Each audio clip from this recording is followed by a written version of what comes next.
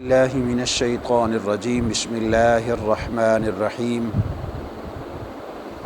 وإذ يرفع إبراهيم القواعد من البيت وإسماعيل ربنا تقبل منا إنك أنت السميع العليم ربنا وجعلنا مسلمين لك ومن ذريتنا أمة مسلمة لك وأرنا مناسكنا وتب علينا إنك أنت التواب الرحيم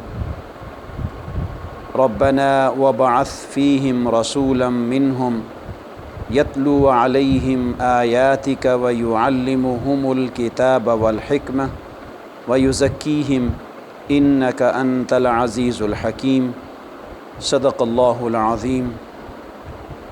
آج کے درس میں سورہ بقرہ کی آیت نمبر 127، 128 اور 129 شامل ہیں۔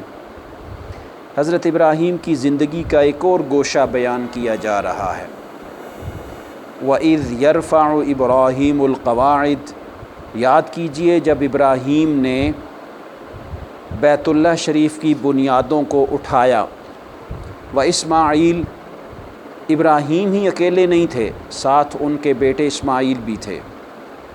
ربنا تقبل منا انک انت السمیع العلیم، تو انہوں نے ارشاد فرمایا اے ہمارے پروردگار ہماری طرف سے یہ کاوش قبول فرما لے۔ انک انت السمیع العلیم، بے شک تو سننے والا اور جاننے والا ہے۔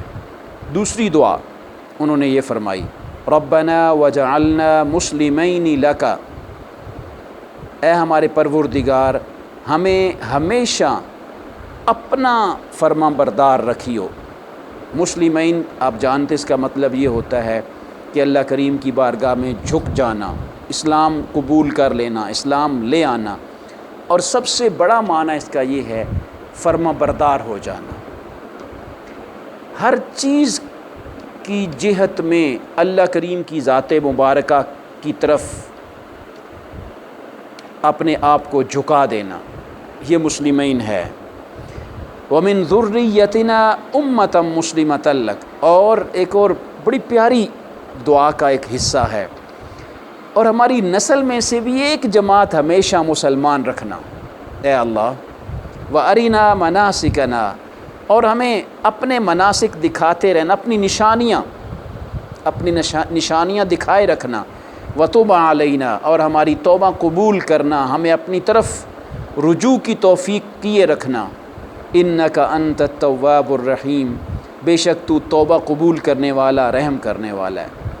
چوتھی دعا ربنا وابعث فیہم رسول، اور یہ کمال کی دعا ہے، اے ہمارے پروردگار وابعث فیہم رسولا منہم، میری ذریت کے اندر، ان کے اندر ہی وہ رسول مبعوث فرما جو ان میں سے ہو۔ اب وہ رسول آخر الزمان صلی اللہ علیہ وسلم کی طرف اشارہ ہے۔ یتلو، اچھا اے اللہ وہ کیا کرے گا؟ وہ 3 اپنی ذمہ داریاں ادا کرے گا۔ یتلو علیہم، ایک تو پہلی ذمہ داری یہ ہے کہ جو تو بھیجے گا نا وہ ان پر تلاوت کرے گا، یعنی جو قرآن، جو آیات تو بھیجے گا اسے، وہ ان کے اوپر تلاوت کر دے گا، پیش کر دے گا۔ آیات کا، تیری آیتوں کو تلاوت کرے گا ان پر۔ وَيُعَلِّمُهُمُ الْكِتَابَ وَالْحِكْمَةَ، اور دوسری ذمہ داری یہ ہے کہ جو تو کتاب عطا کرے گا اور جو دانائی اسے عطا کرے گا وہ ان کو عطا کرے گا، وہ ان کو تعلیم کرے گا، اپنی امت کو، اپنے لوگوں کو تعلیم کرے گا۔ تیسری ذمہ داری یہ ہے کہ وَيُزَكِّيهِمْ، وہ ان کا تزکیہ کرے گا۔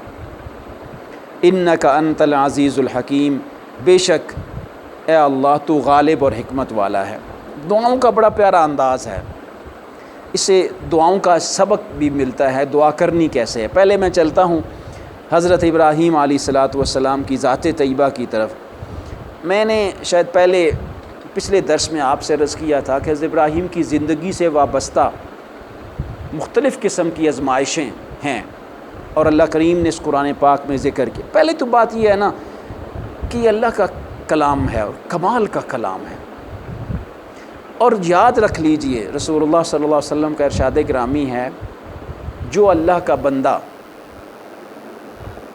بڑا ہو یا چھوٹا ہو، اس میں کوئی اختصاص نہیں ہے۔ جو اللہ کا بندہ اللہ کے نام لینے کے لیے یا اس کا قرآن سمجھنے کے لیے، اس کے دین سمجھنے کے لیے گھر سے نکلتا ہے، فرشتے اس کے پر کے نیچے، اس کے پاؤں کے نیچے پر بچھا لیتے ہیں۔ اب یاد رکھ لیجئے ایک بات، یہ اس میں میرا اور آپ کا کوئی کمال نہیں ہے، یہ اس کی توفیق ہے، بالکل اس کی توفیق ہے۔ کتنی نفس نفسی کا عالم ہے کہ ہم اپنے دن میں چند لمحے قرآن پڑھنے کے لیے یا قرآن سمجھنے کے لیے نہیں دیتے،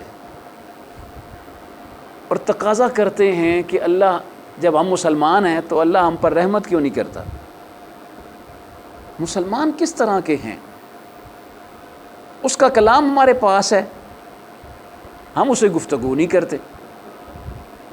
دیکھیں، اچھا دوست وہ ہوتا ہے نا جو کبھی کبھی اپنے دوست کے ساتھ بات چیت کر لے۔ آج کل موبائل کا دور ہے، آپ جانتے ہیں کہ جانا تو کسی کے پاس ممکن نہیں ہے، مشکل ہو گیا ہے۔ اگر ہفتے میں، مہینے میں بات چیت بھی نہ کی جائے تو وہ یاری، وہ دوستی، وہ پرانی ہو جاتی ہے۔ ہم کیسے انسان ہیں کہ اپنے رب کے کلام کے ساتھ اس سے بولتے بھی نہیں ہیں، اس سے گفتگو نہیں کرتے، پھر تقاضا کرتے ہیں کہ یہ رب ہمارا ہے۔ اگر ہمارا ہے تو پھر اس کے ساتھ کلام کیا جائے نا، پھر اس کے ساتھ بات چیت کی جائے، پھر اسے سمجھا جائے کہ وہ چاہتا کیا ہے۔ اگر کلام کریں گے تو دو بینیفٹ ہوں گے، دو فائدے ہوں گے۔ پہلا یہ کہ اللہ کے کلام کے ساتھ ہمارا تعلق بنے گا تو اللہ کی رحمت برسے گی۔ وہ آپ کو یاد ہوگا ایک واقعہ، صحابی ارشاد فرماتے ہیں میں سورہ ملک پڑھ رہا تھا، رات کو گھوڑے کو ساتھ باندھ کے سورہ ملک پڑھ رہا تھا، تو میں نفل پڑھ رہا تھا، نفل میں سورہ ملک پڑھ رہا تھا، اور میرا گھوڑا بدکنے لگا۔ اب میں ڈر گیا، ساتھ میرا بیٹا سویا ہوا نا، میں ڈر گیا، تو جلدی سے میں نے سلام پھیرا، نوافل مکمل کیے، سلام پھیرا، تو میں نے دیکھا کہ حالہ ہے جو ہمارے گھوڑے اور میں ہمارے اوپر تک، آسمان تک چلا جا رہا ہے، حالہ نور کا۔ تو میں پریشان ہوا، تو میں رسول اللہ صلی اللہ علیہ وسلم مکمل ہوا، سفر مکمل کر کے رسول اللہ صلی اللہ علیہ وسلم کی بارگاہ میں حاضر ہوا، تو میں نے واقعہ سنایا۔ آپ نے ارشاد فرمایا کیا پڑھ رہے تھے؟ عرض کی اللہ کے رسول صلی اللہ علیہ وسلم سورہ ملک پڑھ رہا تھا، اور یوں لگتا تھا جیسے اللہ کے ساتھ تعلق جڑا ہوا ہے۔ فرمایا سکینت نازل ہو رہی تھی تم پر، اور یقینی طور پہ الفاظ پتہ کیا تھے؟ تم پڑھتے رہتے، وہ نور کا حالہ قائم رہتا، لوگ صبح آتے وہ دیکھتے۔ کیا وجہ ہے کہ ہمارا تعلق نہیں ہے؟ ہمارے پاس 10 منٹ نہیں ہے، ہمارے پاس 15 منٹ نہیں ہے، ہمارے پاس 5 منٹ نہیں ہے کہ اللہ کریم کے کلام کے ساتھ ہم بات کر لیں۔ جب بات کرتے ہیں تو یہ جواب بھی دیتا ہے، یہ بولتا بھی ہے، یہ ہمارے ساتھ کلام بھی کرتا ہے، ہمیں تسکین بھی دیتا ہے، ہمارے لیے راستے بھی کھولتا ہے۔ حضرت عبداللہ ابن عباس ارشاد فرمایا کرتے تھے کہ جب کبھی اونٹ کی نکیل گم ہو جاتی تو ہم قرآن میں تلاش کرتے۔ لٹرلی آپ غور کیجئے، قرآن کے اوراق میں کہیں رسی مل سکتی ہے؟ پڑھی تو نہیں ہوتی نا۔ مقصود کیا ہے کہ قرآن ہمیں ہر چیز، لا رتب ولا یابس الا فی کتاب مبین، ہر چیز ہمیں قرآن عطا کر سکتا ہے۔ کب؟ جب اس کے ساتھ تعلق جڑے گا تو، تعلق بنے گا تو اچھا بات دور ہو گئی۔ میں عرض کر رہا تھا کہ یہ خوش قسمتی ہے اللہ کریم کی طرف سے ہماری کہ تھوڑا سا ٹائم میں یہاں پہ دعا کرتا ہوتا ہوں، وہ درس جہاں پہ پہلے ہوتا ہے اس مسجد میں دعا کرتا ہوں، یا اللہ یہ تھوڑا سا وقت ہماری باقی اوقات کے لیے زکوٰۃ بنا دے، کہ ہمارے باقی اوقات پاکیزہ کر دے اس تھوڑے سے وقت کے صدقے میں۔ ورنہ آپ جانتے کتنا وقت ہم باقی زندگیوں کو عطا کر دیتے ہیں، کبھی ہمیں غور تک نہیں کیا۔ تو یہ تھوڑا سا وقت جو نکالتے ہیں یہ اللہ کریم کی طرف سے خاص عنایت ہے، یہ غور کیجئے گا، اور یہ توفیق سے ہوتا ہے۔ میں یہاں پہ پھر بات لمبی ہو جائے گی، بات کرتا ہوتا ہوں، ہمارے استاد محترم تھے، بڑی پیاری بات کرتے تھے کہتے تھے بہت سو میں بچوں، یہ ہمیں قرآن کریم کی طرف راغب کرنے کے لیے نا یہ ارشاد فرمایا کرتے تھے کہ بچوں، بہت سارے بچوں میں سے جن کو اللہ نے پیدا کیا ہے نا، بہت سارے بچوں میں سے، او بچوں تم کو اللہ نے اپنے قرآن کے لیے چن لیا ہے۔ بہت سارے بچوں میں سے تم کو اللہ نے اپنے قرآن کے لیے چن لیا۔ یہ آج کل ٹائلوں کا زمانہ آ گیا، پہلے اینٹیں پکتی تھیں اور بنتی تھیں، آج بھی اینٹیں پکتی ہیں، لگتی ہیں۔ مسجد کے ساتھ بھی اینٹ لگی ہوتی ہے، واش روم کے ساتھ بھی اینٹ لگی ہوتی ہے۔ مسجد کے ساتھ جب اینٹ لگتی ہے یا مسجد کے فرش کے اوپر جب ٹائل لگتی ہے تو ہم جوتے بھی اتار کے وہاں پہ آتے ہیں۔ واش روم میں جب ٹائل لگتی ہے تو ہم جوتے تو نہیں اتارتے، حالانکہ صفائی ہوتی ہے، لیکن جوتے نہیں اتارتے ہم۔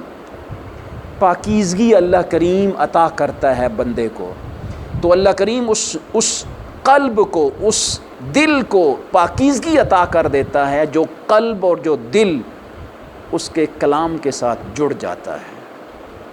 یقین کیجئے۔ تو حضرت ابراہیم علیہ السلام کا ذکر میں نے چھیڑا تھا، بیان کیا تھا کہ آزمائشوں میں سے نا اور کچھ خاص عوامل میں سے ایک خاص عمل یہ بھی ہے کہ اللہ کریم اپنے گھر کی نوکری، اپنے قرآن کا کلام اپنی ذات کے ساتھ کسی کو منسلک کر لیتا ہے، اس پہ کرم نوازی ہو جاتی ہے۔ کتنے مان سے میرا رب بتا رہا ہے کہ ابراہیم نے میرے گھر کی بنیادوں کو اٹھایا ہے۔ دوسرے لفظوں میں تو ہم یوں کہیں گے نا کہ ابراہیم نے مزدوری کی ہے، مٹی گارے کا کام کیا ہے۔ ہمارے موجودہ معاشرے میں اگر دیکھا جائے تو ہم مزدور کو ویلیو نہیں دیں گے، لیکن میرے رب نے قرآن کے اوراق میں حضرت ابراہیم کی مزدوری کو محفوظ کر لیا۔ وَإِذْ يَرْفَعُ إِبْرَاهِيمُ الْقَوَاعِدَ، یاد کیجئے جب ابراہیم بیت اللہ کی بنیادیں اٹھا رہے تھے، اکیلے نہیں تھے، وَإِسْمَاعِيل، ساتھ اسماعیل بھی ہیں۔ کیا لگتا ہے آپ کو ویسے ہی اللہ نے ذکر کرنا؟ نہ حضرت ابراہیم کو ویلیو دینے کے لیے، مقام دینے کے لیے عام بندوں کو توفیق نہیں ہوتی جو اس کے گھر کی بنیادیں اٹھائیں، عام بندوں کو توفیق نہیں ہوتی جو اس کے گھر میں حاضر ہوں، عام بندوں کو توفیق نہیں ہوتی جو اس کا کلام آ کے پڑھیں، عام بندوں کو توفیق نہیں ہوتی کہ وہ گارا مٹی کا کام اس کے گھر کا کریں۔ وہ کون ہوتا ہے؟ وہ ابراہیم ہوتا ہے، وہ اسماعیل ہوتا ہے۔ اور آپ پھر وہ کہانی تو آپ سنتے ہوں گے نا کہ ابراہیم جو ہے نا وہ دیوار کے اوپر گارا رکھتے تھے اور اسماعیل پتھر پکڑا کے اپنے ابا کو پکڑاتے تھے کہ دیواریں اونچی ہو جائیں۔ اب سنیے، ہمیں دل کو اطمینان ملتا ہے جب اللہ کا کلام پڑھتے ہیں، جب نوافل ادا کرتے ہیں، جب کچھ نیک کام کرتے ہیں تو اطمینان ہوتا ہے۔ لیکن یاد رکھ لیجئے ابراہیم کی سنت، علیہ الصلاۃ والسلام کی سنت یہ ہے، چھوٹا سا بھی کام کریں نا اللہ کریم کی ذات بابرکات کا، چھوٹا سا کام بھی کریں، دعا کیا کریں، ربنا تقبل منا انک انت السمیع العلیم۔ اے اللہ، میں بنیادیں اٹھا رہا ہوں اسماعیل کے ساتھ تیرے گھر کی، لیکن پھر بھی مولا تو اسے قبول کر لے، اگر چاہے تو تو رد کر دے۔ یا اللہ، میں ادھر بیٹھا قرآن پڑھ رہا ہوں، تو چاہے تو میرے کلام پڑھنے کو تو قبول ہی نہ کرے، تو کر سکتا ہے ایسا؟ التجا کیا جا، عاجزی پیدا کرنے کے لیے اس کی بارگاہ میں یہ جو کھڑی جبین ہے نا، یہ جھکانے کے لیے، مولا کام تیرا ہے لیکن پھر بھی تو قبول کر لے۔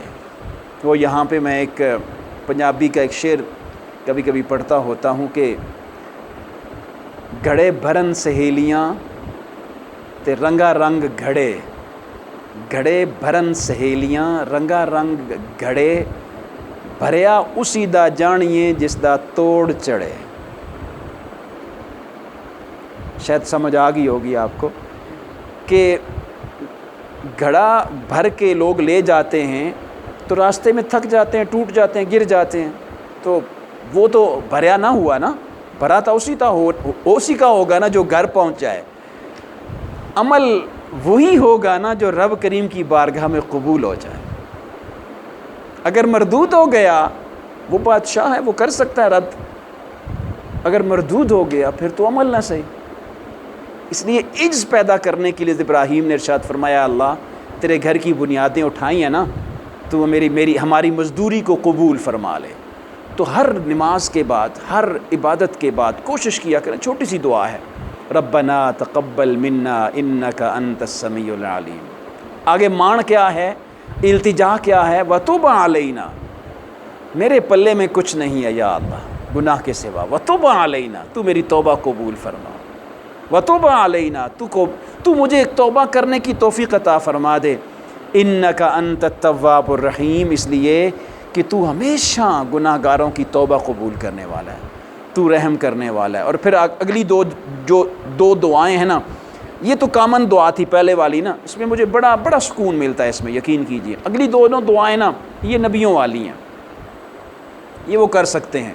ربنا وجعلنا مسلمین لکا، اے ہمارے پروردگار ہم دونوں کو اپنی بارگاہ میں جھکائے رکھنا. مسلمین میں نے عرض کیا نا، جھکائے رکھنا. اسلام اپنی وہ ہے نا پیچھے جو گزری ہے آیت مبارکہ کہ حضرت ابراہیم علیہ الصلاۃ والسلام نے فرمایا اسلم، تو کہ تو سر تسلیم خم کر لے.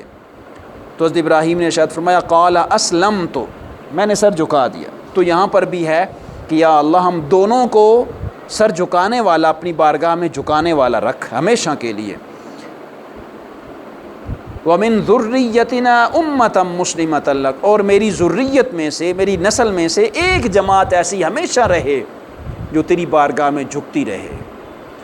اس کا مطلب کیا ٹھہرا کہ جب بھی بچوں کے اولاد کے لیے، بچوں کے لیے دعا کرے نا تو ان کی ہدایت کے لیے دعا کرے. آج کل آپ جانتے ہیں ہم بچوں کے معاشی کیفیت کا ڈر رہتا ہے، ہم ان کے معاش کی بات کرتے ہیں، التجا کرتے ہیں، ان کی زندگی کی اچھے ہونے کی دعا کرتے ہیں، التجا کرتے ہیں. ساتھ ہی کوشش کیا کریں کہ ان کی دعاؤں، ان کے لیے دعاؤں میں ایک دعا یاد رکھ لیجئے جو ابراہیم علیہ السلام بتا رہے ہیں کہ یا اللہ میری ذریت کو، میری نسل کو اپنی بارگاہ میں جھکائے رکھنا. اپنی گویا دوسرے لفظوں میں یا اللہ دنیا کی نوکریاں ہوتی رہیں گی، اپنی نوکری میں رکھنا. اے اللہ اپنی میری ذریت کو، میری نسل کو اپنی نوکری میں رکھنا، اپنی بارگاہ میں جھکائے رکھنا.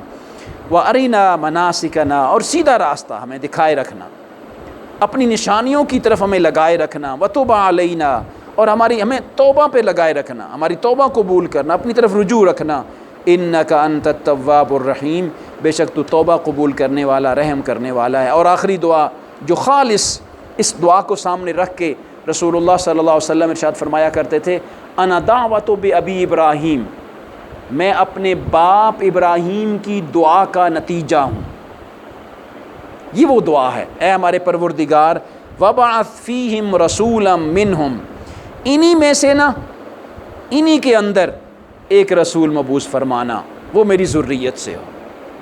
اور اس کے لیے پھر اللہ رب العزت نے انہیں 3 ذمہ داریاں بیان کرنے کا کہا. یتلو علیہم آیاتک، وہ تیری آیتیں یا اللہ ان لوگوں پر پڑھے. اور یقین کیجئے جب رسول اللہ صلی اللہ علیہ وسلم تلاوت فرماتے تھے نا تو بڑے خطرناک کافروں کے دل بھی دہل جاتے تھے. وہ ابو جہل نے کہا کہ محمد سے کہا کرو قرآن پڑھنا ہی ہے نا تو اندر جا کے چھپ کے پڑھا کرے، ہمارے نوجوانوں اور ہماری عورتوں کے دل تبدیل ہو جاتے ہیں. کیا مطلب دل تبدیل ہونے کا؟ کہ وہ آیتیں پڑھتے ہیں نا تو ان کے دل میں اسلام راغب ہو جاتا ہے. حضرت عمر رضی اللہ تعالیٰ کا قصہ آپ جانتے ہیں، کس نیت سے اٹھے تھے کہ آج وہ کافروں نے اشتعال دلایا نا، عمر اتنی وجاہت والے انسان ہو، اتنی طاقت والے انسان ہو، اب بھی محمد صلی اللہ علیہ وسلم، ابھی تک محمد تمہارے خداؤں کو برا بھلا کہہ رہا ہے، ٹھیک ہے آج میں اس کا کام تمام کرنے کے لیے جا رہا. تلوار اٹھائی، تلوار لہراتے جا رہے ہیں. راستے میں بہن کا گھر آیا، کسی نے کہا بہن کا تو خیال کرو مسلمان ہو چکی ہے. وہاں پہ پہنچے، بہن کو مارا، اس کے بعد کلام سنا، بس طٰہٰ، سورہ طٰہٰ کی آیات بینات سنی. کہا مجھے بھی لے چلو. کہا ایسے نہیں. بہن نے کہا ایسے نہیں, پہلے جسم کو پاک کرو نا, پھر رسول کی بارگاہ میں جانا صلی اللہ علیہ وسلم. اچھا, تو یتلو علیہم آیاتک, تیری آیتیں یا اللہ ان پر تلاوت کرے گا وہ نبی. ویعلمہم الکتاب والحکمہ, اور ان کو کتاب اور حکمت کی تعلیم دے گا. حکمت بڑی پیاری چیز ہے, دانائی, وزڈم. اور حکمت کا بنیادی تعریف یہ ہے کہ وضع الشیء علی مکانہ, جو جس جگہ پر چیز رکھنے کی اہلیت ہے نا وہ چیز وہاں پہ رکھنا. آپ جانتے ہیں رسول اللہ صلی اللہ علیہ وسلم کے پاس ایک شخص آیا, اس نے عرض کیا اللہ کے رسول صلی اللہ علیہ وسلم میں نے مجھ سے غلطی ہو گئی, جرم ہو گیا. کیا ہوا؟ روزہ توڑ بیٹھا. کفارہ ادا کرو. اللہ کے رسول کیا کفارہ ہے؟ فرمایا کہ وہ روزے رکھو.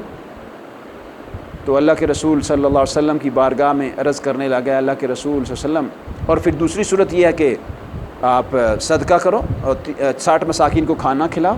تیسری صورت یہ ہے کہ غلام آزاد کرو. اس نے کہا اللہ کے رسول صلی اللہ علیہ وسلم ایک روزہ مکمل نہیں کر سکا تو 60 روزے کیسے رکھوں گا؟ اور پھر ارشاد فرمایا ٹھیک ہے پھر صدقہ کرو 60 مسکینوں کو. فرمایا میرے گھر میں کھانے کے لیے کچھ نہیں ہے, میں کیا صدقہ کروں گا؟ تو یہ سارا چلتے چلتے, ویسے تو آپ جانتے ہیں کہ یہ سارے شریعت کے متعلقات ہیں. آپ نے ارشاد فرمایا بیٹھ جاؤ. تھوڑی دیر بیٹھا. رسول اللہ صلی اللہ علیہ وسلم کی بارگاہ میں ایک ٹوکرا کھجور کا آیا. آپ نے فرمایا وہ کدھر ہے شخص جس نے روزے کا کفارہ پوچھنے کے لیے آیا تھا اور روزہ توڑ دیا تھا اور پھر اس کے پاس کوئی چیز نہیں؟ فرمایا جی اللہ کے رسول میں حاضر ہوں. فرمایا یہ لے جاؤ اور 60 مساکین میں بانٹ دو. تو اس نے عرض کیا اللہ کے رسول صلی اللہ علیہ وسلم میرے تو بچے کئی دنوں سے بھوکے ہیں. آپ مسکرائے, آپ نے فرمایا ٹھیک ہے لے جاؤ اپنے بچوں کو کھلا جاؤ, تمہارا کفارہ ادا ہو جائے گا, اور یہ تمہارے تک ہے. یعنی یہ کسی اور کے لیے یہ ایسی شریعت نہیں ہے, باقیوں کے لیے وہی کیفیت ہے لیکن تمہارے لیے یہ خاص ہے. یہ ہے وَيُعَلِّمُهُمُ الْكِتَابَ وَالْحِكْمَةَ. کتاب تو اللہ نے عطا کی نا, اور کتاب میں یہی ہے نا کہ روزے کا کفارہ کیا ہے. تو روزے کے کفارے کی تینوں چیزیں بیان ہوئیں, لیکن اسپیشل رسول اللہ صلی اللہ علیہ وسلم نے اس کو ڈسکاؤنٹ دیا, اور یہ ڈسکاؤنٹ رسول دے سکتے ہیں ایسے, اور وہ یہ وزڈم ہے. وَيُزَكِّيهِمْ, تزکیہ کرنا, وہ ان کے دلوں کو پاک کرتا ہے. اچھا, تزکیہ کی 2 صورتیں ہیں. ایک یہ کہ جسم ناپاک ہو گیا, اس کو پاک کرنے کے لیے رسول اللہ صلی اللہ علیہ وسلم نے ایک سلیبس متعین فرمایا ہے. وہ کیا؟ اب جانتے ہیں ٹوٹلی جسم ناپاک ہو جاتا ہے تو غسل فرض ہوتا ہے, پارشیل جسم ناپاک ہوتا ہے تو وضو آتا ہے, وضو کرنے کے لیے گنجائش نہیں ہے تو تیمم آتا ہے. یہ ظاہری تزکیہ ہے. ایک باطنی تزکیہ بھی ہے, دل پاکیزہ کر دینا, اتنا پاکیزہ کرنا کہ دل میں اللہ کے علاوہ اور کوئی نظر ہی نہیں آتا. وہ ایسا کرتے رہے ہیں. حضرت ثوبان رضی اللہ تعالی عنہ کسی جنگ میں گرفتار ہوئے, مسجد نبوی کے ستون کے ساتھ باندھ دیا گیا. 3 دن تک رسول اللہ صلی اللہ علیہ وسلم تشریف لاتے, ثوبان سے پوچھتے کیا حال ہے, ثوبان منہ پھیر لیتا ہے. 3 دن کے بعد رسول اللہ صلی اللہ علیہ وسلم نے ارشاد فرمایا اسے آزاد کر دیا جائے. تو وہ جانے لگے اور رسول اللہ صلی اللہ علیہ وسلم کی طرف دیکھے بغیر مسجد نبی چھوڑ دی, باہر نکلے. دل پلٹا, اس شخص سے پوچھوں تو صحیح اس نے مجھے کیوں آزاد کیا. وَيُزَكِّيهِمْ, وہ تزکیہ کرتے تھے, کبھی زبان کے ذریعے, کبھی آنکھوں کے ذریعے, دل کے ذریعے. وہ پلٹے واپس, پوچھا محمد مجھے کیوں آزاد کیا؟ کہا تیری آنکھوں کی کیفیت بدل گئی تھی. ارشاد فرمانے لگے تمہاری آنکھوں کی کیفیت بدل گئی تھی. کہا محمد صلی اللہ علیہ وسلم جب تک آزاد نہیں تھا نا, رسول اللہ صلی اللہ علیہ وسلم کی طرف اشارہ کر کے کہنے لگے دنیا کا بدترین انسان مجھے تم نظر آتے تھے, نعوذ باللہ. جب تم نے مجھے آزاد کر دیا نا, اس وقت سے دنیا کا عزیز ترین انسان مجھے آپ لگتے ہیں. حالانکہ آپ جانتے ہیں جب آزاد ہو جائے تو اس کو تو کیفیت مل جاتی ہے نا، آزادی مل گئی، اب واپس کیوں پلٹنا ہے اس کی طرف، اب تو آزاد ہو گیا۔ فرمایا 3 دن تک میں تیرے چہرے کو پڑھتا رہا، جب تیرے دل کی کیفیت میرے دیکھنے سے بدلی نا تو تب میں نے تجھے آزاد کروا دی۔ وَيُزَكِّيهِمْ، وہ تزکیہ کرتے ہیں۔ اچھا مجھے یہ ایک بات بتائیے، صحابی کو صحابی کیوں کہتے ہیں؟ تعریف جانتے ہیں نا آپ سارے، جو ایمان کی حالت میں جس نے رسول اللہ صلی اللہ علیہ وسلم کا ٹائم پایا ہو، دیکھا ہو، آپ جتنا مرضی ہے چپے چپے پہ سجدہ کر لیں، آپ قرآن کی ایک ایک کلمے کو اچھی طرح ازبر کر کے اس کے اوپر جتنا مرضی عمل کر لیں، آپ صحابی نہیں بن سکتے۔ وَيُزَكِّيهِمْ، جس کا تزکیہ میرے رسول میرے کریم نبی نے ڈائریکٹلی کر دیا نا سامنے بٹھا کے، وہ صحابی ہے، اس کے علاوہ اور کوئی صحابی نہیں ہو سکتا۔ وَيُزَكِّيهِمْ، یہ تزکیہ کرتا ہے۔ یہ بہت ساری کیفیات ہیں، کبھی ٹائم ملا تو پھر عرض کروں گا، ٹائم زیادہ ہوتا جا رہا ہے۔ اور آخر میں ارشاد فرمایا اِنَّكَ أَنْتَ الْعَزِيزُ الْحَكِيمُ، یہ بھی حضرت ابراہیم علیہ السلام کے کمال کا انداز ہے۔ اے اللہ تو غالب ہے، حکمت والا ہے۔ یہاں سے نا ایک ہمیں بڑا پیارا لیسن ملتا ہے اپنی دعاؤں کے لیے۔ ہم دعا مانگتے ہیں نا ہاتھ اٹھا کے اللہ کریم کی بارگاہ میں، یا اللہ تو مجھے یہ عطا کر دے، یا اللہ تو مجھے میرے رزق میں وسعتیں عطا فرما دے، یا اللہ تو میری پریشانیوں کو دور فرما دے، یا اللہ میرے بچوں کے معاملات میں آسانیاں پیدا فرما دے۔ یہ التجائیں ہیں، انبیاء کی دعائیں اور رسول کریم صلی اللہ علیہ وسلم کی دعاؤں میں سے، دعا کے انداز میں سے ایک اور انداز بھی ہے، کیا؟ دعا کے آخر میں یا لازماً کہیں یا اللہ مجھے رزق میں وسعت عطا فرما دے، اس لیے کہ تو رزاق ہے، یعنی تھوڑا سا تعریف بھی ساتھ کریں اللہ کی۔ دیکھیں نا اِنَّكَ أَنْتَ التَّوَّابُ الرَّحِيمُ اِنَّكَ أَنْتَ الْعَزِيزُ الْحَكِيمُ، اور پہلی دعا میں کہا، ارشاد فرمایا کہ ربنا تقبل منا انک انت السمیع العلیم۔ یہ تعریفی کلمات ہیں، تو اپنی دعا میں ہمیں یہ بھی ایک انداز حضرت ابراہیم کی دعاؤں سے پتہ چلا کہ اپنی دعا کے اختتام میں، ابتدا میں اللہ کریم کی تعریف کی جائے۔ ایک جگہ پہ رسول اللہ صلی اللہ علیہ وسلم کی روایت ہے، ضمناً میں عرض کر دوں، آپ نے شاید فرمایا جب دعا کے لیے ہاتھ اٹھاؤ نا پہلے اللہ کی تعریف کرو، پھر میرے اوپر رسول اللہ صلی اللہ علیہ وسلم نے شاید فرمایا پھر میرے اوپر درود شریف پڑھو۔ جیسے ہم دعا کرتے ہیں الحمدللہ رب العالمین والعاقبۃ للمتقین والصلاۃ والسلام، یہ انداز ہے، اور اختتامی کلمات پر پھر کہیں وصلی اللہ تعالی علی خیر خلقہ محمد وآلہ، یعنی اختتامی کلمات کے طور پہ پھر درود شریف پڑھیں۔ اور یاد رکھ لیجئے اللہ کریم کو حیا آتی ہے کہ وہ اپنے نبی کا درود تو قبول کر لے اور ہماری دعاؤں کو قبول نہ کرے، اس لیے اول آخر درود شریف ضرور پڑھنا چاہیے۔ دعا ہے اللہ کریم ہمیں عمل کی توفیق عطا فرمائے۔